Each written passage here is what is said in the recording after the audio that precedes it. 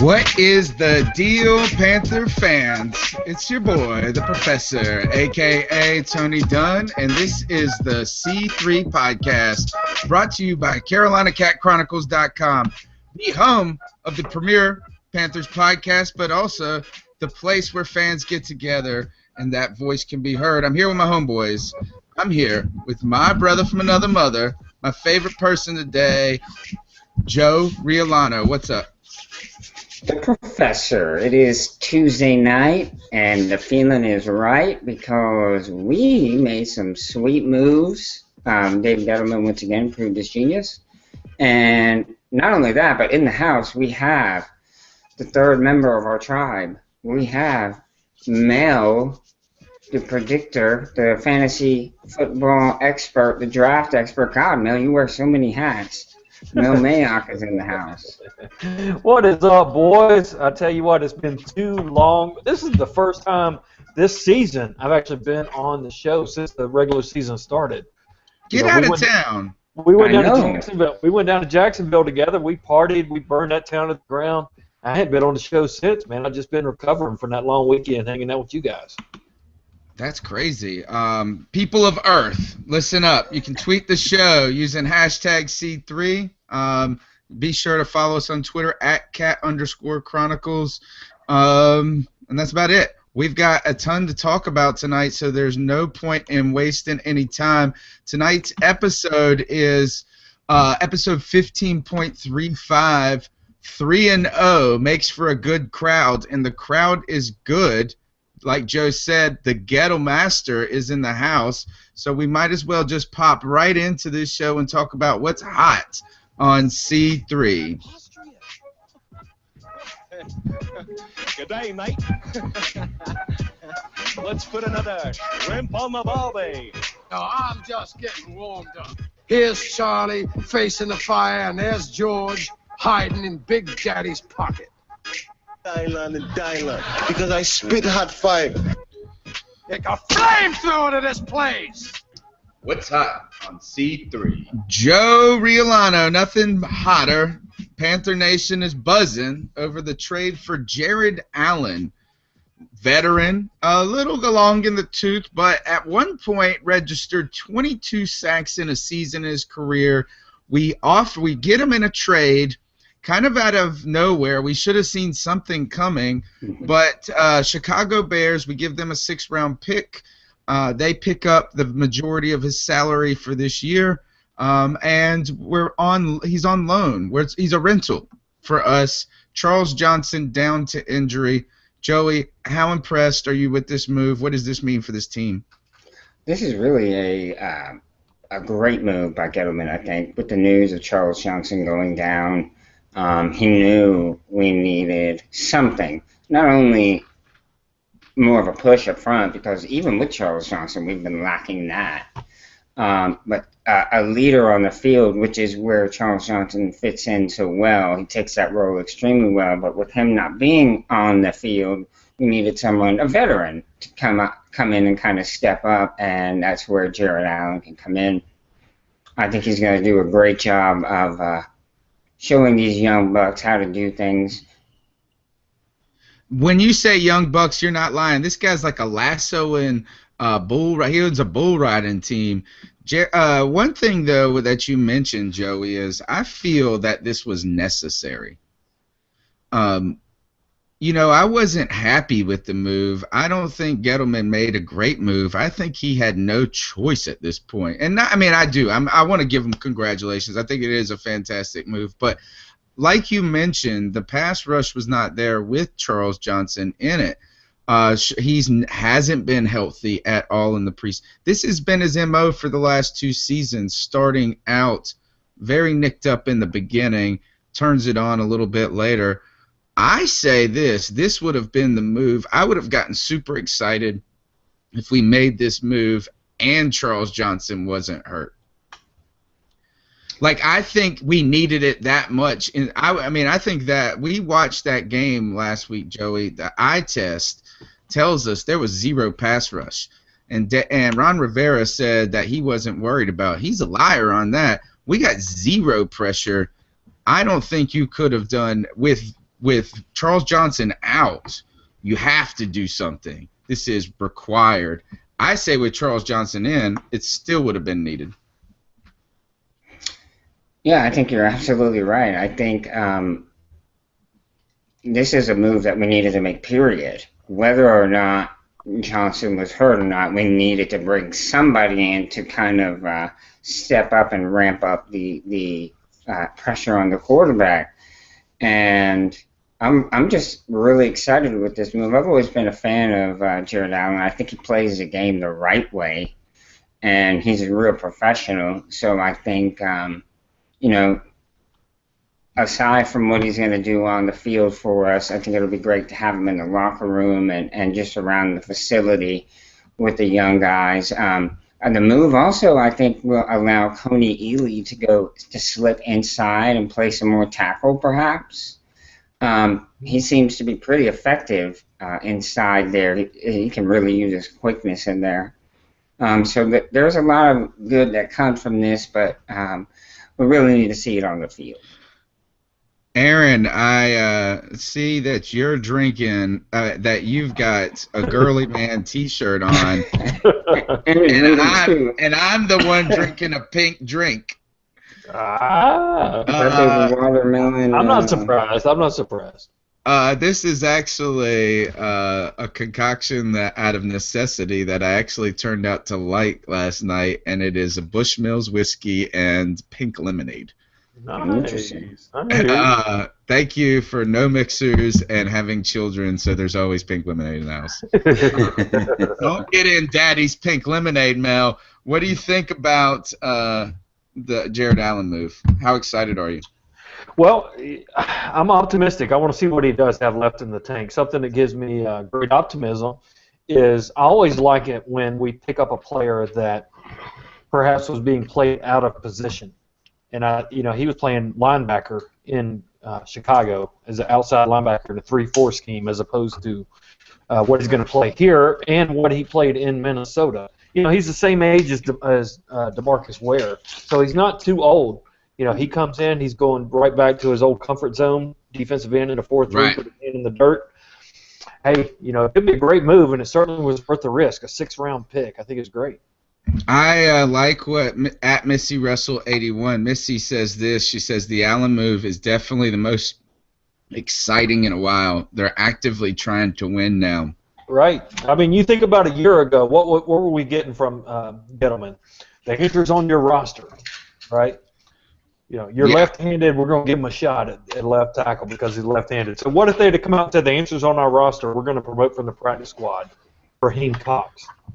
What does that tell you, too? Like she said, that they're actively trying to win. What does that tell you about the underlying belief? Because Gettleman's not the one player who's going to get us to the Super Bowl guy, but he might be saying this is without a pass rush, you're not going to get in the playoffs. Does he believe that? Is this a sign that this is a serious season? It's got to be. We're 3-0. Yeah, without a doubt. I mean, we're in a battle with the Falcons, like it or not, and if we do not get pressure on Matt Ryan or some of these guys we're going to be facing, Andrew Luck, Aaron Rodgers down the road, man, we're toast. We are absolute toast, so we have got to get pressure. And Jared Allen gives us a good shot at it. We'll see what happens. I like the idea, he's going to be much more effective with his, like you said, in a traditional 4-3. We've got a lot of talent behind him. He was in a tough situation where the guys around him weren't on the kind of rise, and he may be kind of on that veteran decline. It's probably very hard to get up and motivated. I don't know how Charles Woodson does it, and he plays for Oakland. I guess they're on the uptick, but imagine being a vet who's kind of been through all this, had success in the past, and then you get stuck on the Bears. That's not a healthy environment mentally, so this might give him like a second wind in some ways. You put him in a better position, a better fit. I like this. But what, though, does this big money, he's out 6 to 8 weeks, how big of a loss is this for us there, guys? Go ahead, man. Well, it's a big loss. I mean, he's kind of heartbeat of that defensive line. You remember when we were down there in Jacksonville and we were watching the defensive line get hyped up right in front of us? Who was in the middle of it, leading the charge, getting everybody psyched up? That was Charles Johnson. And nobody works harder than Charles Johnson does. You watch him in practice, he's getting after it. So the work ethic, I mean, he is there. But the good news is he's not done for the year. He's not in the hot tub for the rest of the year. He's going to be coming back around Thanksgiving. So hopefully he'll be back for the Cowboys game. Right. What the heck happened? Nobody. I haven't actually heard. They said it was his hamstring. What, did he tear it? Well, I heard it was a tear a pull. hamstring? You can, but I heard it was a pull. But like we were talking about in the fantasy podcast earlier tonight with who was that running back? Marshawn Lynch, who started out with a calf and went to a hamstring. Charles Johnson was battling a sore calf throughout all of training camp and into the start of the year. He didn't play any in the preseason because of that. I think he wasn't quite ready to come all the way back yet, and it just kind of spread to the rest of his leg. Is this the last move from the Bears pot, Joey? Alshon Jeffrey looks pretty good sitting out there. Yeah, I've heard, you hear things, but I've heard that Jeffrey and Forte are out there if somebody's willing to make the right offer. Well, I say we get him. I could see the Cowboys going after Forte, couldn't you? Oh, yeah, for sure. But they've got bigger problems with their quarterback, and I mean, I guess they could just try to run the ball straight up. Which is something they didn't do in the second half of the Falcons game. They ran it 5 times. That's why they lost. Yeah. Okay. So kind of a pipe dream for Alshon Jeffries, but that would be nice. I think Twitter follower Susan would love it, being a South Carolina girl. Definitely, I would love it. I would love it too. Yeah. And okay, go ahead. The drawback is he's a $12 million. They could do $12 million. I think that's where the problem we would run into is. And honestly, and he's been hurt. We don't know what's going on with him. It's been very secretive surrounding him. I think we stay away entirely. I don't think that's on our radar. But like you said, is that there is a fire sale in Chicago. We got to talk about this, guys. Cam Newton in the middle of a controversy this week. And what he did is, we see him in the game. He says something. He has this kind of interaction with Ed Hochuli, the famed, the most, he's the referee that everybody recognizes in the NFL. The muscled guy with the big biceps, the older dude who has the long explanations for plays. Very informative referee or umpire, whichever is the right term. So Cam Newton says that after in the press conference that he didn't get I guess it would have been a roughing the passer penalty, or what would it be, personal foul? Yeah, I think it was like a hit out of bounds. Yeah, it would have been a personal foul.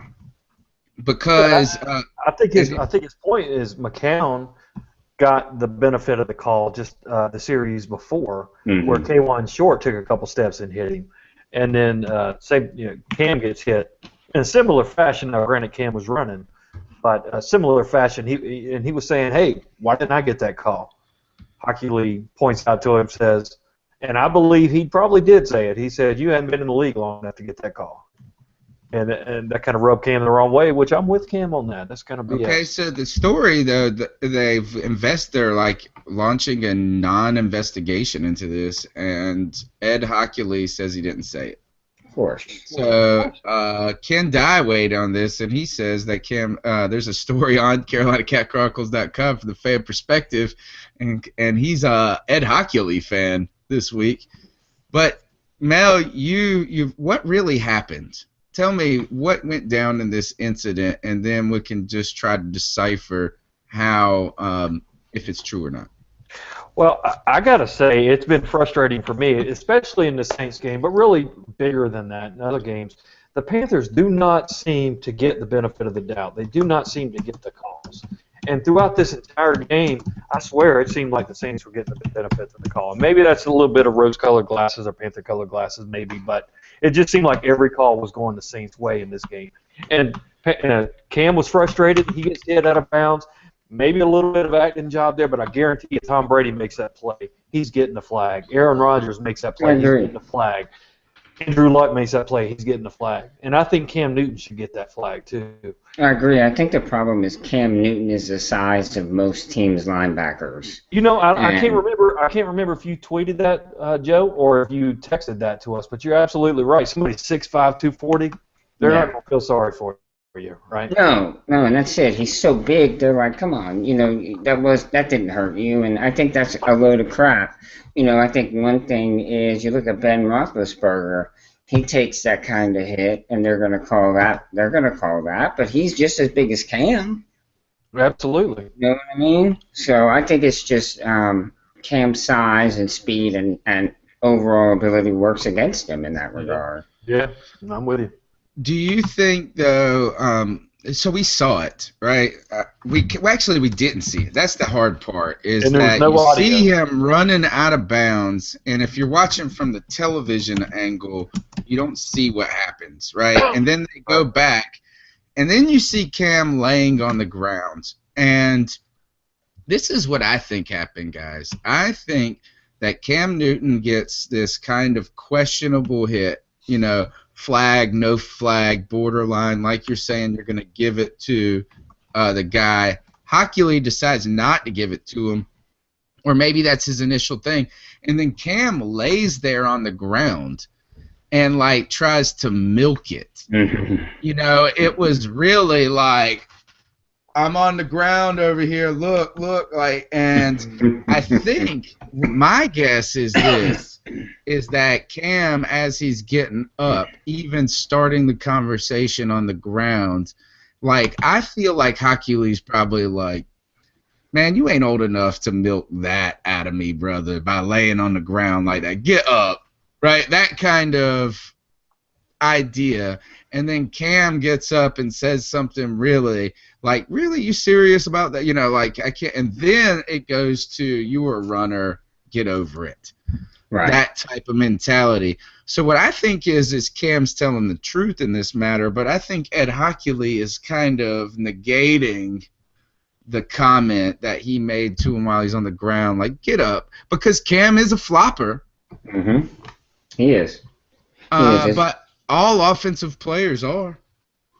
Yeah, every wide receiver you ever meet never dropped the ball. He was interfered with. What I think is Cam may have also been trying to set up future instances to go his way. Wow. You know what I mean? But you know what? Calling out Ed Hochuli in a press conference is not going to do that for you. No, and I don't know that he was so much calling him out as much as he was answering the question. Right. I don't think he was going after Ed particularly. I think he was just like, you know, this is what went down, thinking, okay, I'll say this now, and maybe next time I get the call. There's two schools of thought on what happens from here. Right, is first, the thing about this subject is Cam is such a polarizing figure that people among even Panther fans today have either taken up arms completely for him, or they just have come out and said he's a straight liar and he's got bad character. And this is another example of the me show. And it's so sorry that it's got to fall on this, like, very extreme spectrum. But on the same two-sided coin is the idea, does this positively impact Cam's relationship with the referees going forward, or the negative impact? I think what you're saying, Joey, is the initial kind of flavor or thought is that most people would probably say right off the bat that this is going to be a negative thing, and that's what Mel kind of chimed in. But in the long run, and I saw this discussion happening on Twitter, is that people may be more attuned or tuned in to the disparity between Cam and the stationary guy. Mm-hmm. Is that calculated? Because it's going to be hard to run from that. If you're a referee and you know that they're watching that, you have to think that the NFL is going to watch it closely. Right. I know they said that he made the right call and that it was a non-penalty. But before they made the ruling, Dean Blandino, I think his name is, who's like the head of officiating, said that if something was said, there would be disciplinary action. So that brings to point that, yes, we are looking into this, and because it's happened, I'm sure we'll be in the back of the mind in the future. What we got some conversation on Twitter. Abby says determined penalties. Ed denied saying it. No reason for Cam to lie. And honest, he was upset on the ground and conversation was already started. So, you know, what the sentiment there is that this happens before he gets up. The stuff on the tape doesn't translate the entire story. Team Money chimes in and says, I think he really said it, not meaning it in a malicious way, but his problem is that he lied. And now he said he was because he was scared to say, like, he made a joke or something like that. So there's some distrust here for Ed Hochuli's version. And I would like to say, too, Cam Newton this past week brought an ice cream truck with Colin Cole to a kid in Concord, North Carolina, who's got cancer's birthday party or fundraiser event at a surprise visit. He's never really, I feel like he's cleaned up his presentation of himself to the press, his presentation of himself to his fans, and his teammates seem to really believe in him because he's been a pretty straight and narrow guy. So for him to come out of character in many ways, unless you're saying this, are the Cam Newton haters guys saying that his improvements, his goodness, his moments, his doing all this stuff for kids, is this a complete and total facade, like he's a spy, like a CIA spy? Does that character change, does it lend to supporting him? Because it seems like people are quick to say Ed Hochuli has got a good character and that he wouldn't lie because of that. Right, I think I would believe he did say something, and like Team Money said, not to be malicious, but just kind of in the flow of the game, you know, he said something like, oh, come on, I'm not going to give that to you, you're way too big. And then that's exactly right. He said, you're not, and he just said, you ain't old enough to milk that one out of me. Right, and that's it. He didn't mean anything malicious by it, and then Cam brought it up because he did say it, and Cam's not trying to interpret the saying. He's not trying to interpret what he meant by it. He's just saying, this is what he said. Mel, what do you think? Last thoughts on it? What I think is what we ought to be talking about is, was this actually Cam's best football game as a pro? That's a great point, Mel. I think it could have been. As a thrower, you're saying? Just as an all-around quarterback. Complete, I mean, yeah. I'll tell you what, a couple of moments in that game, one was when he went through his progressions and then hit Ed Dixon on that first pass to keep a drive going. Many a times he would have forced that downfield and it would have been 3 and out. And then how sweet was it on that touchdown when he comes up to the line and he's yelling, power, power, power. And everybody's focusing on the run right up the middle. He does the play action and scoops around to the side, makes the fake to the tight end, and then goes in for the score. That was a game-changing play that was done by him. And his passes were spot on. I mean, it was his best game yet, in my opinion. Joey, he said it's straight cash, homie. Straight cash. Straight cash, homie. Do you think that it really falls into that category as his best game as a passer, Joey?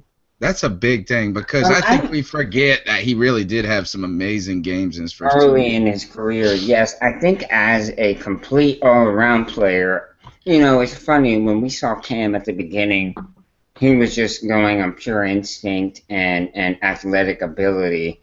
Right now, like you're saying, it was his best game because he was in control. And you know, he knew what was going on. On Twitter says, if not the best, pretty damn close. And one of the best, if not the best, just because he was in control. He knew the situations. He never panicked. He never pouted. He was in control, and that's something we didn't see really in the first year. It was just all talent. It was pure talent. Right. Is the game that always comes to mind for me is just his opening game against Arizona, where he just lit it up. He did. But he was just flinging them all around. I think another one that we kind of maybe it's hard for us to count in the total of this game was the touchdown pass that was called back and negated because of Richie Brockel's pick play. Oh, yeah. That was a touchdown. That was the first one, right? Wasn't that the first drive to score? I think that put us down 7. I think we were down 10-0, and we marched downfield for a touchdown score. I believe it was thrown to Olsen, then negated, and we had to settle for a field goal. Well, no, he ended up getting the touchdown back just a couple Right, like a play or two later. Okay, okay. So then, did we kick a field goal? Did we tie it up or go up 14-10? We had to have tied. I felt like it. That took it to 7. That took us to 10 down 10-7. Right. Right. That was the first score, and it was clearly a pick play. Brockel didn't even try to go out on the route. No, like he threw his ass out there like it was like a sledgehammer. It was so obvious. We need to pass the hat and put Richie Brockel in some acting classes. And how about the frustration displayed, or the relief of frustration displayed by Olsen once he called it the second time and it counted? How he spiked the ball, because you could tell he was. Yeah, that was the second touchdown called back by a penalty. Right, We saw the first one. right. That was. It meant a lot to him, didn't it, Joey? Yeah. I think so. I think just to break the ice, so to speak. Yeah. You know, he was like, I know he was aggravated, not at Richie Brockel, but just the fact that twice this has happened to him in 3 games. I think that's a good point, and I think too for him, he bears a lot of the burden of defense for Cam Newton, and I think that what he's done is I think he not only has done that partially for the team, but I think he really believes in Cam Newton, and Cam Newton and him, they have a good chemistry, and I think he's going, geez, we can't get anything right now. Cam is playing great. The receivers drop crap. When we do well, it's penalty called back. Yeah. Richie Brockel's throwing his butt around like a sledgehammer. You know, I think that it was almost frustration that he was venting as he celebrated. Yeah, no doubt. I think that's exactly what it was. Yeah. Joey, also, what is this about the Panthers looking at punters? Well, I had read that that Gettleman worked out, I want to say it was 3 punters that came in, one of them being from Wofford, actually.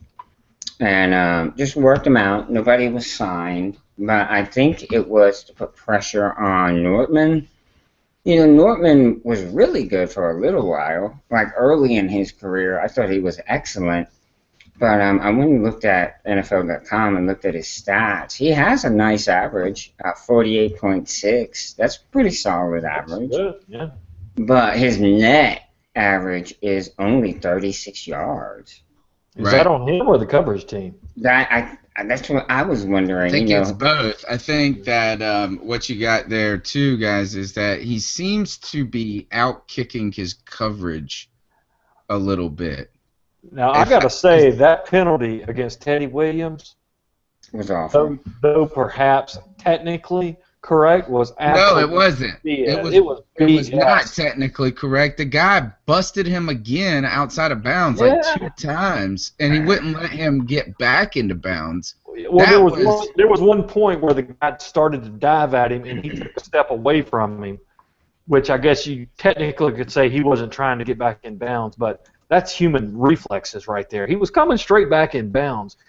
Absolute BS. That play and in the first drive of the third quarter when Ed Dixon dropped that third down pass, which would have kept the drive going and gave them the ball to get going down. Those were the 2 plays that had we done better we would have absolutely just dominated the game.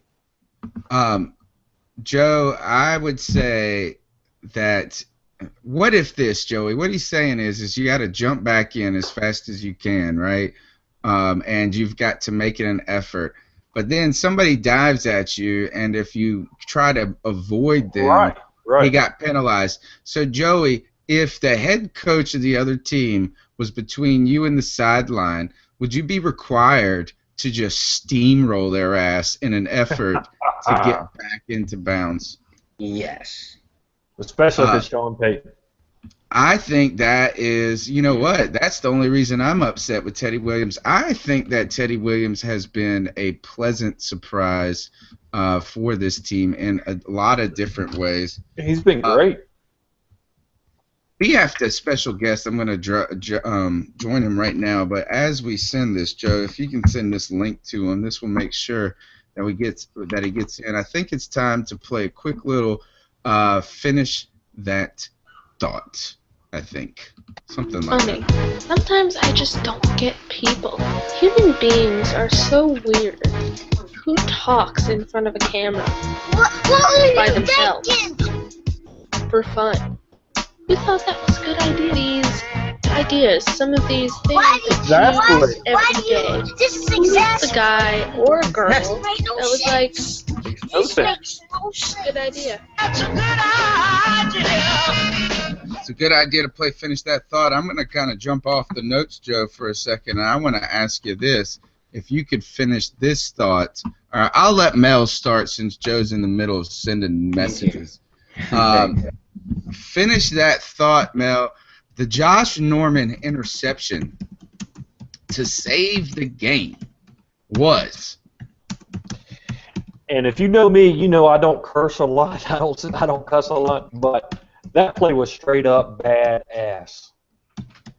That was barely cursing. Yeah, that's pushing it for And me. if you're talking about a donkey, it's not That at was all. badass, though, wasn't it? That was. Guess what? News. You still don't curse a lot. But never reminded me of his pick last year against Cleveland.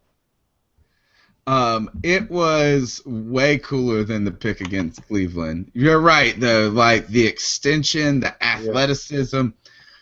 This play, I'm going to finish the thought right here. This interception may have been the most exciting moment I've had as a Panther fan in about 10 months.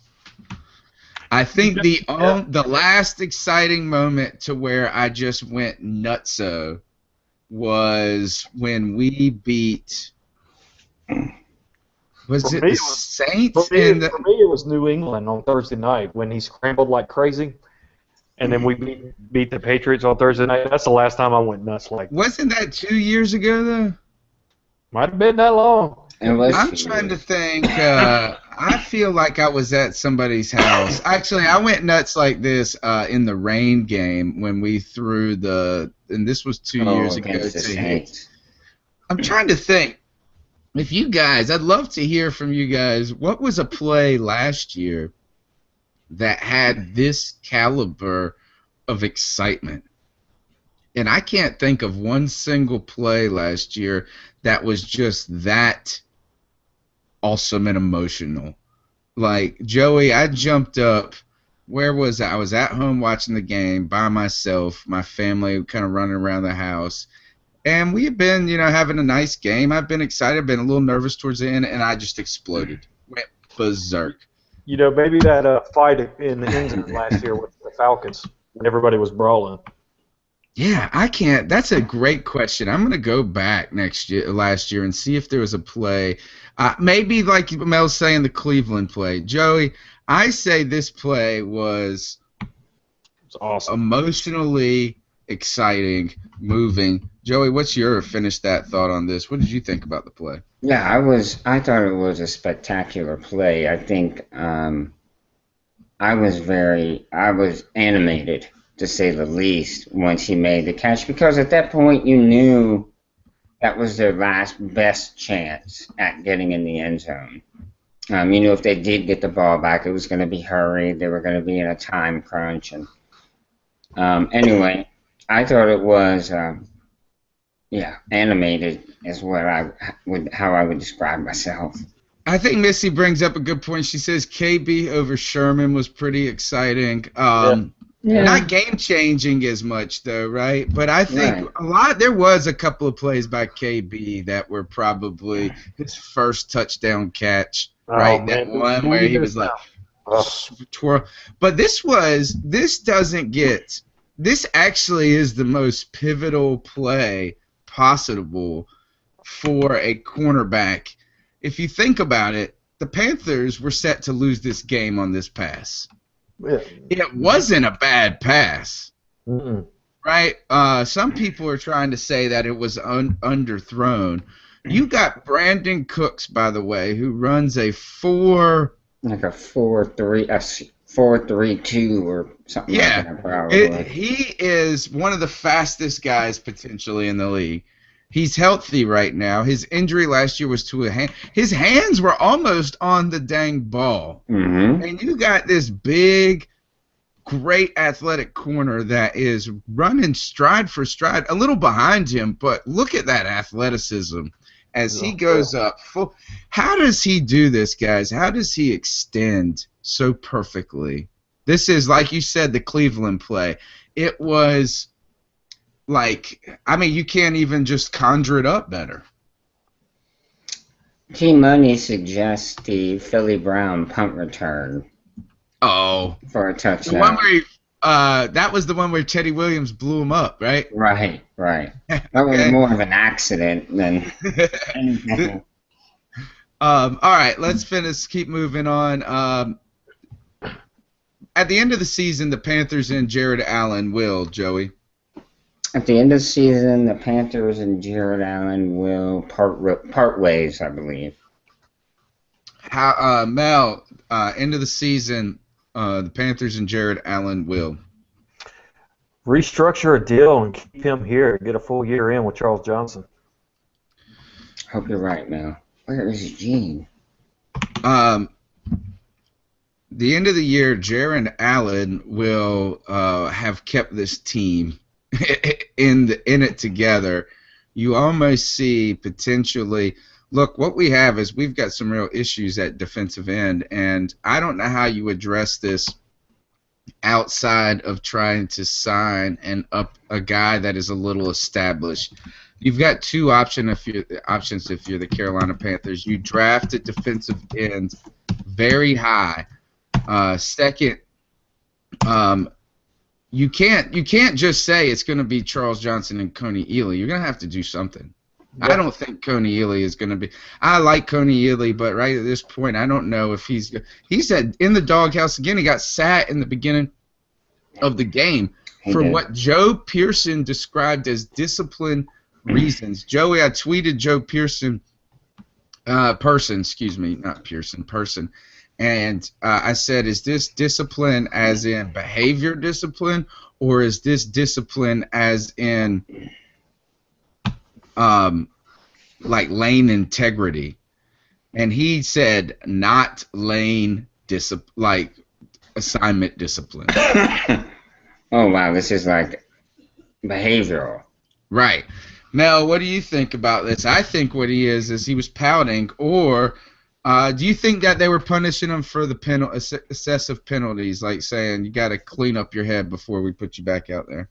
Well, I think it's conjecture at this point. It could be either. But you know what? There is another star on this team that was in the coach's doghouse for a couple of years before he came out and became a superstar.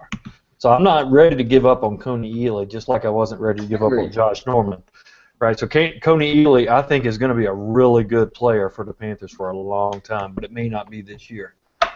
We'll see. All right, finish that thought. If the Panthers beat the Bucs, Carolina should be. Mel, I'll have you start off. 4-0. That's what they will be. What should they be? They should be excited to be going into a bye, preparing for a very tough stretch of 4 games coming up. But they're going to get better if they're going to keep pace with the Atlanta Falcons. Joey, if the Panthers win this game against the Bucs, what should they be? They should be I said cautiously optimistic. And we'll get into that, I think, a little bit later, but that's what I'm going to say for right now, cautiously optimistic. My idea about this is if we beat the Bucs, we should be determined to win this division. Who does Atlanta play this week? I agree. Atlanta, yep. Now, think about this. That's an interesting matchup, right? Mm-hmm. Houston versus Atlanta, interesting matchup because, you know, you really don't beat the Atlanta Falcons by trying to. I personally don't want to beat the Falcons by going blow for blow with them. Right. Right, is that if I think that the best way, and this is why we frustrated the Falcons over the last couple of years a little bit more. Is to get pressure and also to slow down, you know, control the game, slow down that offense, and you do that with a good defense. Their defense, there are some holes in it, but they do have the ability to generate some real pressure to fluster Matt Ryan. So that's something to be optimistic about. That's why I would say determined. Joey, I know that you're out there shopping for guests that we can't find, and that's okay. But if you were going to shop on the internet as we move into the second half of the show and talk about this week against the Tampa Bay Bucks, how would you do it?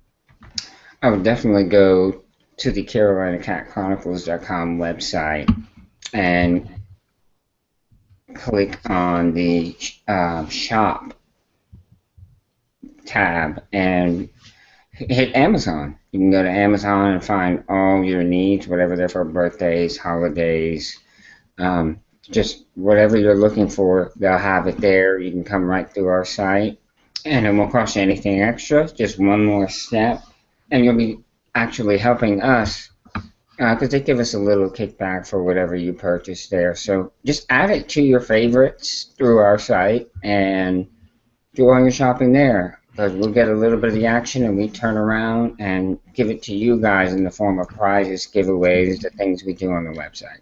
My wife's birthday is this Thursday. Maybe I could still sneak in some prime gifts tonight. So a little drinking, a little priming a little later. All right, let's talk about this, guys. We are going on to play the Tampa Bay Buccaneers. Not necessarily. I feel like the Buccaneers are a dangerous team, guys. And when I say dangerous, I mean they're kind of just like it's like handling dynamite in some ways.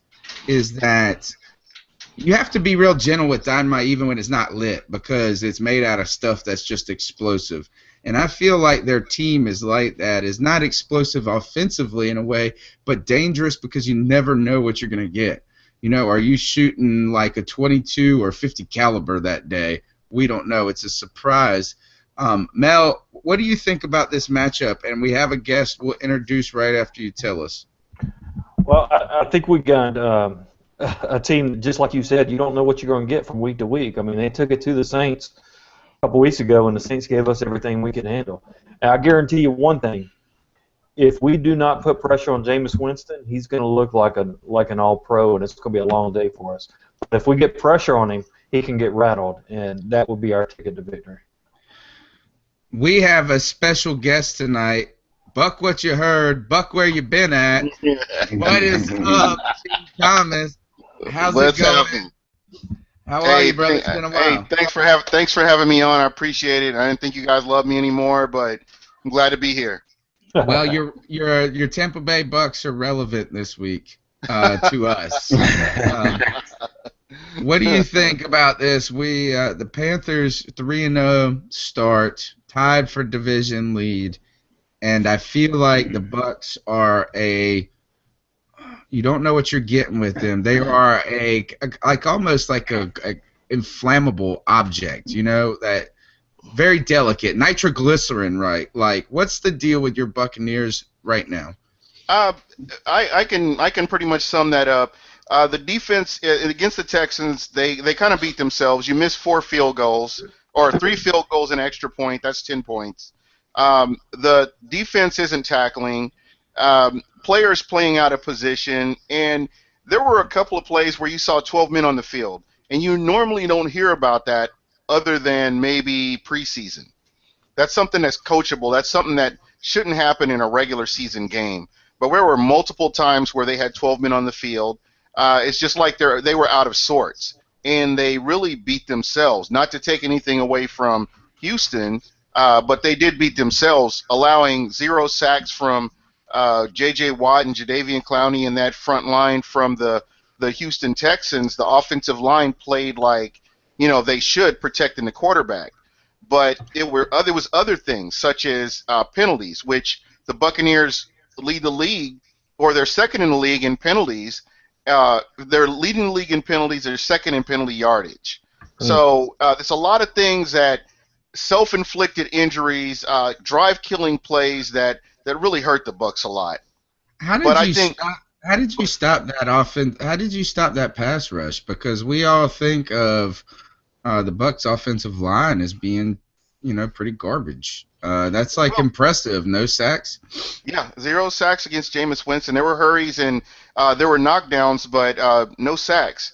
I think Ali Marpet has been playing good, which we kind of expected that. We talked about him earlier, right after the draft, and Donovan Smith and Logan Mankins are starting to gel a little bit. And having a offensive coordinator has made a big difference as well, where, they're setting up plays and they're setting up that offensive line to be somewhat successful as compared to last season. Why are you guys so sloppy? I've asked that question in the Bucs this game and in the Tennessee Titans game as well. I'm just like, what happened? But it's just self-inflicted injuries is what it is. You get a drive and you get a first down and you have a holding call, so you have to take it back. Mm-hmm. It's just coaching. Despite what everybody says, players have to play, but coaches have to get these players ready to go out there and execute with no mistakes. Gene, I think well, definitely, hurting yourself with penalties is tough as a killer for drives, and that means you take points off the board and that kind of thing. But we're right up there too with penalties. I think we're one of the higher penalized teams. We're right there with you. We had 8 penalties last week. But I think it's situational. It's situational football, and I haven't really coupled in what Mike Evans dropping passes. Lewis Murphy, one of our third receiver, dropped a lot of passes in crucial plays that really hurt us as well. Former Panther, by the way. Yeah. I always liked him. Yeah, he was in a Cam Newton commercial. A Cannon commercial? Cam Newton commercial. Oh, a Cam Newton. I thought they said they shot him out of a cannon. Mike Evans is getting back from injury, isn't that right? Yeah, absolutely. They're slowly bringing him back in. They've got him on like a pitch count where he plays X amount of downs because they don't want him aggravating the hamstring injury. So they're being very careful with him to get him back in, to playing shape. And then you also lost Jenkins, Jenkins, too, the right? Rastafarian that was on my bench. He was supposed to be my sleeper tight end, and I got in some later lines. And what is going on with him? He's out. He's out for another 2 to 4 weeks. So hopefully, that shoulder injury will heal itself, and he'll be back to contribute to the team. And then I also heard that McCoy was nicked up. I don't think he's going to miss any time, but I heard he's been slowed a bit. Yeah, it definitely, you could definitely see it. The pressure on Ryan Mallett was not there. You could tell he went out a couple of plays during that Texans game where that shoulder was bothering him from the Saints game, and he came back in and tried to play, but it just wasn't the same Gerald McCoy that we've seen in the past. Right, so that I know those are all things that definitely hurt, especially when you have such a young quarterback. He actually was connecting pretty good with Jenkins, wasn't he, prior to Jenkins' injury? Yeah, absolutely. He's done pretty good. he had one interception, but we really want to try to, as a team, get those turnovers down to where we can extend the plays, so to speak. Instead of on third downs, I think he converted one third down throughout the whole game, and a lot of that were just drive-killing plays, like I mentioned, where the receiver dropped the ball or we got a penalty after we got a first down. Doug Martin made a few plays, and they had to call it back because of a penalty. So those are things that really we hurt ourselves more so than what the Texans defense kind of did to us. So I'm really excited about this game. This is where you really test where you are as a team playing against the best of the best. So I'm looking forward to this game this week. It's funny to me because I'll be honest. I hear you say that, but I'm looking for a test. I'm looking for the Panthers to finally get a test. I'm not downplaying any of the teams we've played to this point or the Bucs. You are. I'm just saying everybody's going crazy about being 4-0, which is great.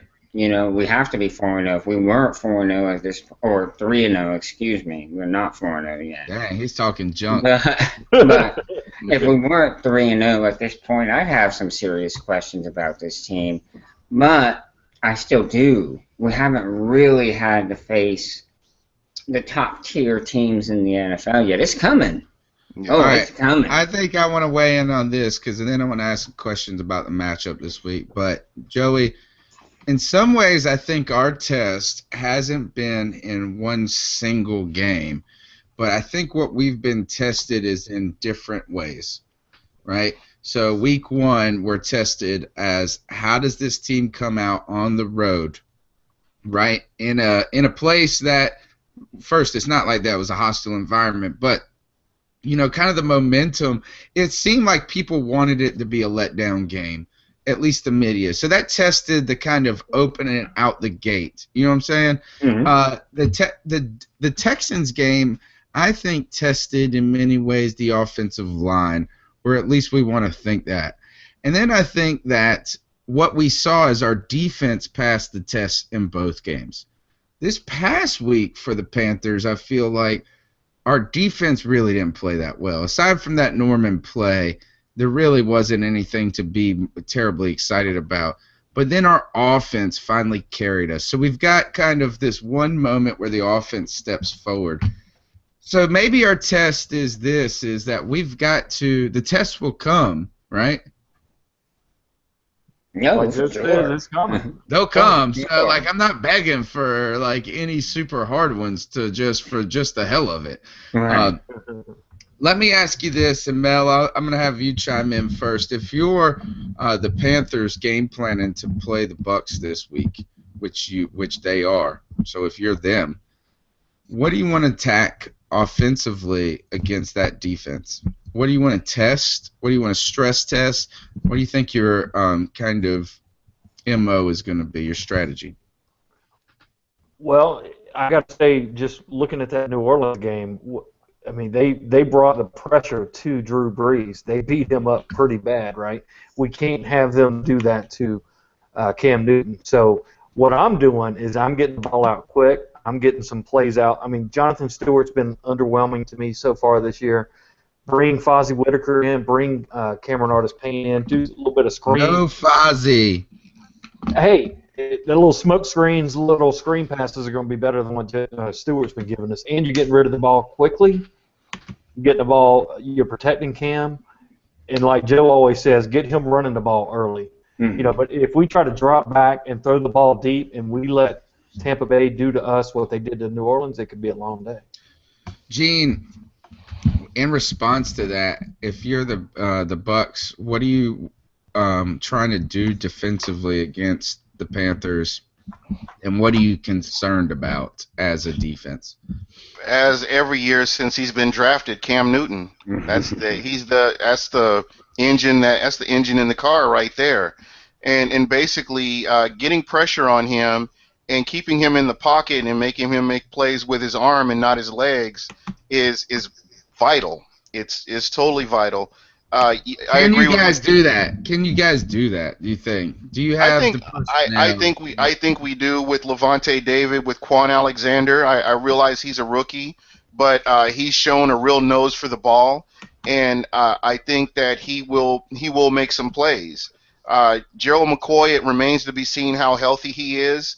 Jacque Smith, who actually, oddly enough, leads the NFL in sacks right now, has been What? playing.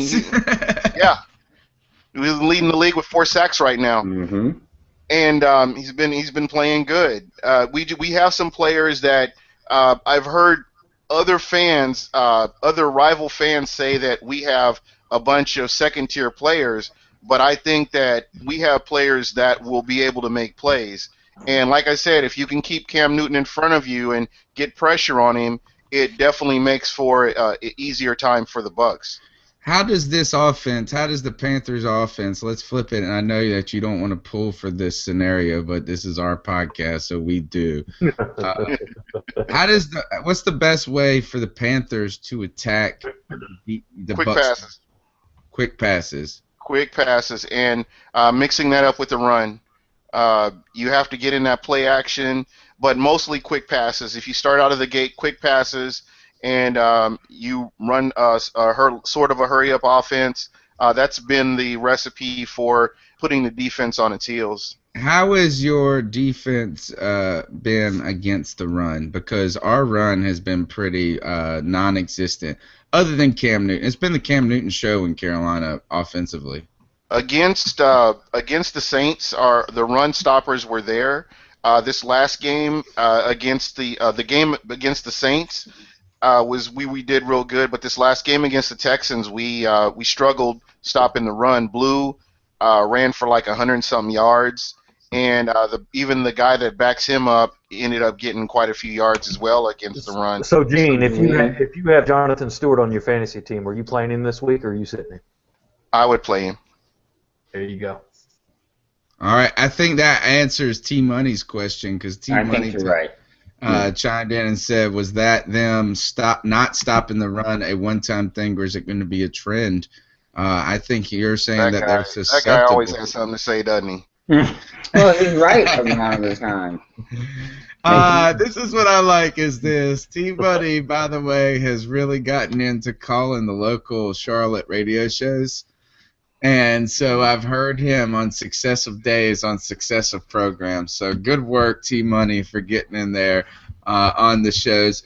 And he also, I'm going to give a big congrats to our boy Straight Facts, who did you get perfect last night? He picked every game in his pick'em through Monday Night Football. That's impressive.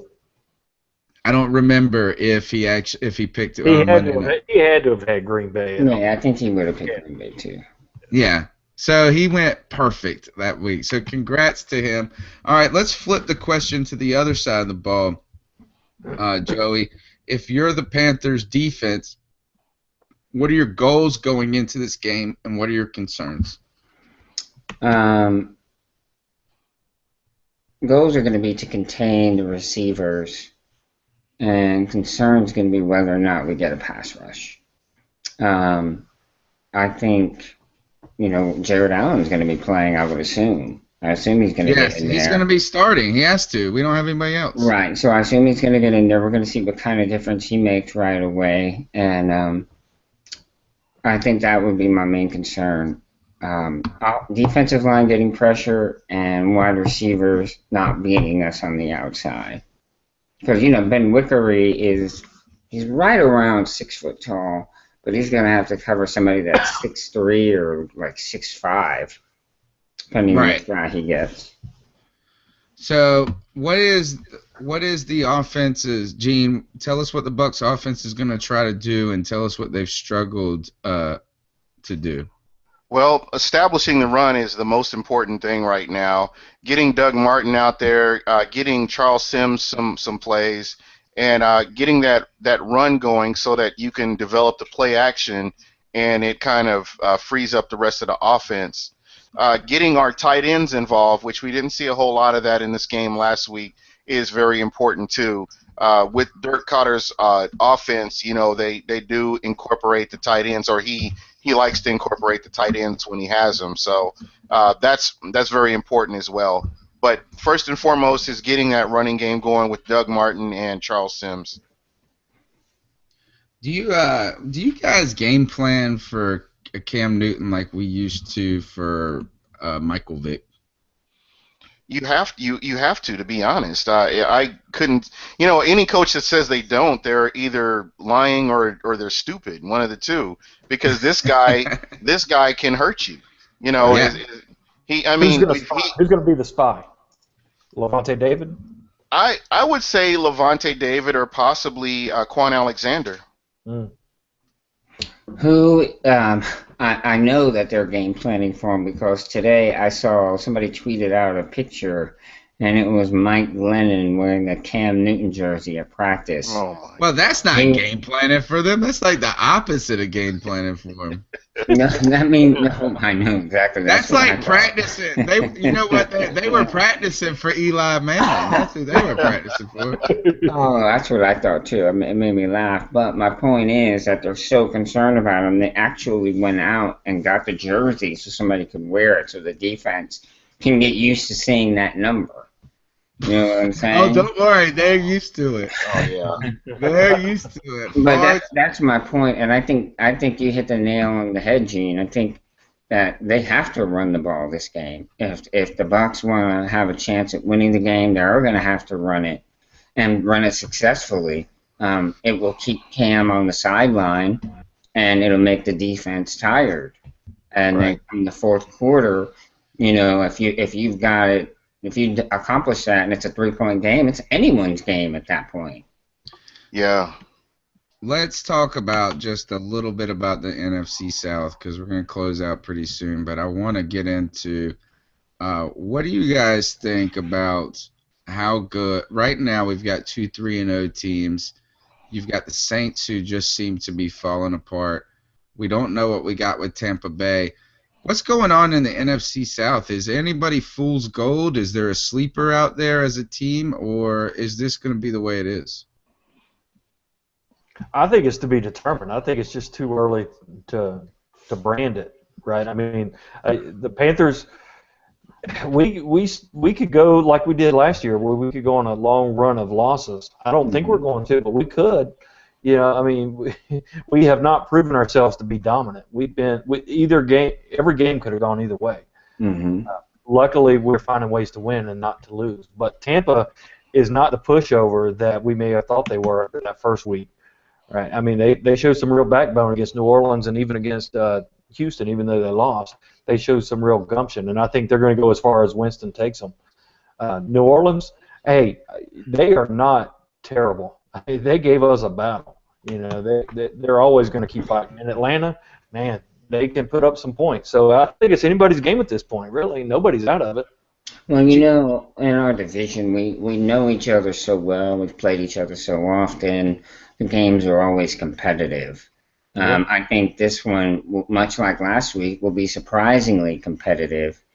This will be a close game. Don't think we're going to walk in there and I'm not expecting a huge blowout win by any means. I think these two teams are just too familiar with one another for that to happen. Gene, what's the perspective from the team that's kind of looking up, right? I mean, the team that hasn't been in the lead for years, and they're seeing 2 3-0 teams. What do you think about the teams ahead of you guys?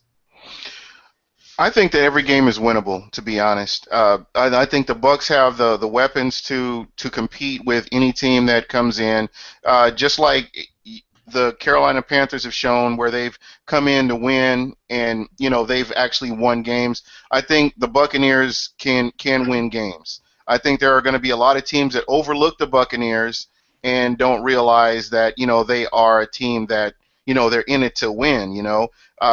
Jameis Winston, you see him right after the loss to the Tennessee Titans. He was looking at film until 2 o'clock in the morning. This guy wants to win. It's not like Josh Freeman when Josh Freeman was here and he wasn't honing his craft. Right. This is a quarterback that he wants to win. He's used to winning, and that's what he wants to do is improve.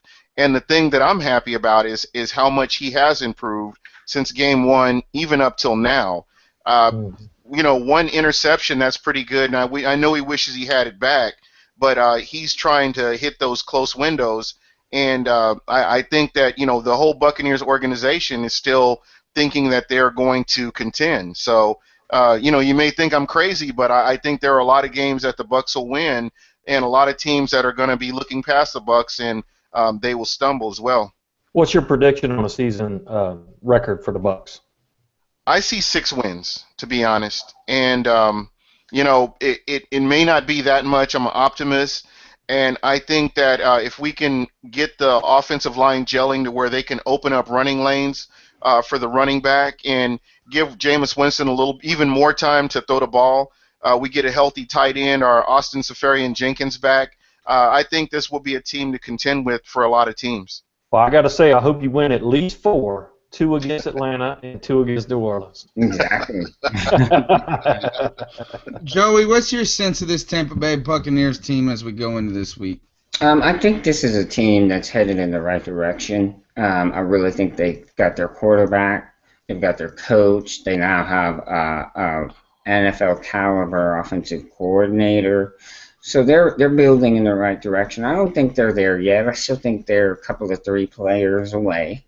But they're definitely headed in the right direction. And like I said, this is a division game. Division games are close, and I expect this one to be close. They're gonna be in it for as long as they can. Even if they only get 4 wins, you think about it, that's doubling your win total from the year before. So that's an accomplishment right there. I really think the Panthers can win this one. It's going to be something like maybe 23-17, 23-14, something like that. It's going to be close. Well, now that we're giving predictions, you said 23-17? Yeah. All right. Mel, what's your prediction for this game? Oh, I think it's going to be a lot closer than we want it to be. I think it's going to be something like 31-28. 31-28, high scoring. Wow, if we can get 28 points, I'm going to be pissed. I agree. Holy crap. Gene, what do you think about these scores? 24-21, I think the Bucs can edge this out. I think their kicker comes back and redeems itself in the end. Wow. Gosh, I just can't see this being so high scoring for the Bucs. I think Cam Newton comes out and has another monster game this week. I'm going to say 20-17, close one. Close one, 20-17, but if you race to 20. You got winning. Right. Panthers, of course. Right. Sorry, my bad. That was a given. In fact, anytime I picked last year, all right, so last year we went on an 8-game losing streak, and every time I cried about the 8-game losing streak or picked against the Panthers, everybody that watches the show and tweets me, just trash the crap out of me. And we we lost 8 straight games. Right. So right now we're on a win streak. I'm going to stick with it. I'm betting on my horse all the way. Guys, I think we should go ahead and close up the show tonight and pass on Fact or Fiction, but we still have a couple of segments left. Joey, they need tickets to this game. Where do they get them? Ticket Monster. You can go right to CarolinaCatChronicles.com, see the little Ticket Monster, click on it. You can get discounted tickets. I say discounted. There's no fees. No fees whatsoever. And they will ship free. And much like the Amazon deal, by going to our website and using Ticket Monster, they are kind enough to kick back a little bit to us, and we pass that on to you guys. All right. Let's get into, I think what we do need to do is get into some ice-up picks of the week. And Joey, do you want to go first? Because I've got to find this stupid image. Well, it's after 11, and I was going to say Gene can go in my stead tonight. So I gotta You got a dip. Deal. Yeah. Okay. All right. Let's do this. Is I do have Gene. You know that we go and we drop an ice up pick of the week each week. All right. But before he does that, now hold your rally towel back up there, Gene. Now be honest. Which one's cooler? Hey, we got a pirate flag, buddy. Yeah, but we got. Ain't nothing cooler than a pirate flag. I appreciate you representing, but you know you full of them. And that's that Cam Wow that we done. Right. This is when we drop each week. We drop some ice up picks of the week. And Mel, I got your picture, so you lead us off. Good night, guys. Good night, Joe. Thanks for jumping in. Peace out, buddy. Peace out. All right. Now, wives of NFL players, right? Some of them are just great, like was it Kelly Davis, Thomas Davis's wife, great leader in the community. But there's others of them out there that are just full of themselves and feel like they're entitled. There is one lady down in Miami who actually, good story on her. Her name is Miko Grimes, wife of current Miami Dolphin Brent Grimes, right? He used to play for the dreaded Atlanta. Yeah, he used to play for the Atlanta Falcons. And story has it, Grimes was this backup guy that didn't have a whole lot of confidence, wasn't that good, but he was, had a lot of talent, but wasn't being aggressive enough. Miko Grimes grabbed him by the collar and said, "Look, you need to forget what those coaches are telling you. You need to throw caution to the wind. Go be aggressive. Go be the man that you are." Next thing you know, he becomes a Pro Bowl player and goes all pro, and gets the huge contract down in Miami. She gets a radio show twice a week on the radio, breaking down Miami Dolphins games. Now she gets a little full of herself though. She gets a little carried away going into the Miami game on Sunday. She sees this restricted area outside the stadium where police are standing and they're not allowing people through. Well, she says, "You know what? I'm Miko Grimes. I am the bomb. You can't talk to me." She walks through. They're saying, "Hey, no, you can't go there." She turns around and says, "F you, cops. You can't do nothing to me." I'm Miko Grimes. I've never heard of you before. She says, "F you, cops. You can't do nothing to me." That's a quote. Well, they showed her that they could do something to her. They pulled out the taser after asking her to step down, and she's throwing F-bombs. They taser her, take her to the ground, and arrest her for assault and battery on a police officer. And a reporter actually gives her a call to get her side of the story, and she is a radio show host. A reporter's calling to get her side of the story. She tells them, "F you, don't ever call me again," and hangs up, doesn't show up for work. Now what pisses me off is somebody like Tony Dunn, the professor, who is working this thing every Tuesday night. I'm trying to get him on WFNZ. He needs his own show, if you're listening there. I would show up. DJ Stout. He would show up. He wouldn't tell any cops to F you. Well, probably not. Probably not, right? I would say the words rather than saying F you. but Miko, I wouldn't abbreviate it. Miko Grimes, you got a husband. You got a husband making $10 million a year. You got your own radio show. Don't be so pissed off. Don't tell cops to F you. You can't do nothing to me. Show up for your work on the radio show and appreciate what you got, because there's other people out there like Tony Dunn, like myself, and like I'm sure Gene, that would love to be bringing in $10 million a year from their spouse and have their own radio show to talk about the team that they love. So Miko Grimes, ice up, son. I might tell my wife to ice up because she don't make $10 million a year. Well, you kind of get your panties in a wad, and you may say things that you regret later. Right on. Why does she say these things that she's going to regret later? Gene, do you have an ice up pick? Because if you don't, I do. Okay, let's see yours, because mine is kind of NFC out oriented, and it goes straight to the Dallas Cowboys. I'm sorry that you've been riddled with injuries and suck, but you were beating the Atlanta Falcons. We're beating them. Thank you. Like straight up punching them in a slugfest, and then you stop running the ball like Joey said earlier in the show, and then you let them beat you the only possible freaking way with Julio Jones at the end going crazy. You couldn't stop the run. You couldn't do anything but let the Atlanta Falcons believe in themselves, and we hate you for that. So for me to you, this is an ice up, son. Anytime you take away an Atlanta Falcons loss, we're going to ice you up. Just like we did the Philadelphia Eagles a couple weeks ago for missing a field goal. Anybody that loses to the Atlanta Falcons when you should beat them, ice up, son. Well done, Professor. All right, Gene, what do you got for us? For me, it would have been the original ice up son, Steve Smith Sr.